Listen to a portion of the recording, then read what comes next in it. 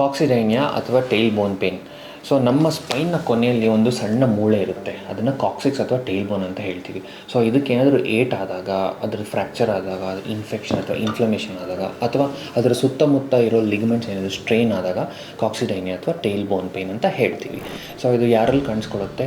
ಸಾಮಾನ್ಯವಾಗಿ ಈ normal delivery ಆಗಿರೋರಲ್ಲಿ ಮತ್ತು ಆ ಭಾಗಕ್ಕೆ ಏಟ್ ಆಗಿರೋರಲ್ಲಿ ಕಾಣಿಸ್ಕೊಳ್ಳುತ್ತೆ. ಇದರ ಗುಣಲಕ್ಷಣಗಳೇನು?